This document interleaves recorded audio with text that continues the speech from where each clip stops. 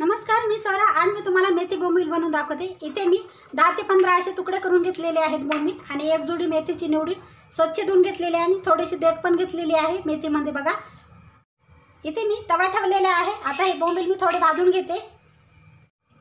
आता हे बोंबील थोडेसे डाग हलकेपर्यंत आपण हे भाजून घेऊया, परतून घेऊया हे, कारण थोडासा उग्र वास जाते बोंबील भाजल्यामुळे. आता हे बोंबील झालेले आहेत, मी काढून घेते. आता लगेच बोंबील भाजून घेतल्यानंतर पाण्यामध्ये टाकून घ्यायचे 2 मिनिटासाठी. नंतर हे ड्राय करून घेते मी.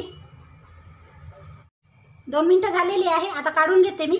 काढताना थोडंसं असं प्रेशर देऊन पाणी निथळून घ्यायचं. इथे पाहू शकता बोंबील किती स्वच्छ दिसत आहेत. हे बघा, असे ड्राय करून घ्यायचे आहे. इथे मी कढईमध्ये 2 चमचे तेल टाकलेलं आहे. आता तेल छान गरम करून घेते मी. तेल झालेलं आहे. आता त्यामध्ये हे बोंबील फ्राय करून घेते. हलकासा ब्राऊन कलर झाला पाहिजे फ्राय करताना. हे झालेले आहेत बघा, अशा फ्राय करून घ्यायचे. आता काढून घेते मी. आता त्याच तेलामध्ये 1 चमचा जिरं, 7 ते 8 लसणाच्या पाकळ्या बारीक चिरून. लसण असा थोडा ब्राऊन झाला की नंतरच कांदा टाकायचा आपल्याला. आता कांदा आपल्याला छान असा परतून घ्यायचा सोनेरी कलर येईपर्यंत.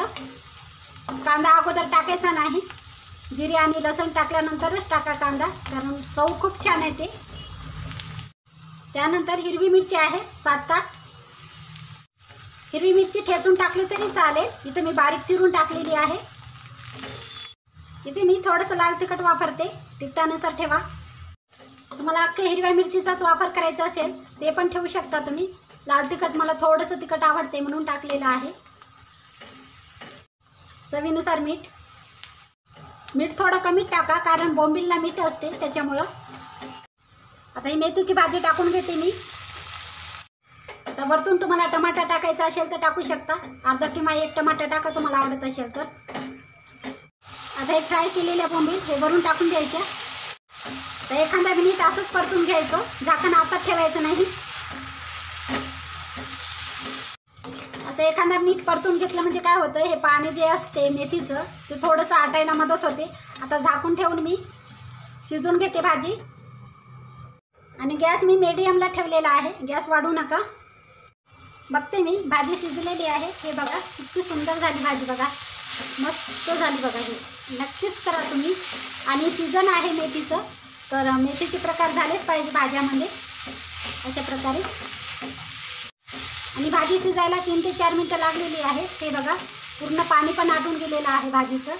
मस्त तेल पण रिलीज झालेलं आहे यामध्ये.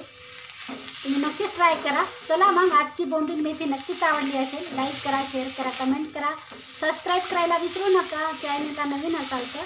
भेटूया एका नवीन रेसिपीमध्ये. तोपर्यंत धन्यवाद.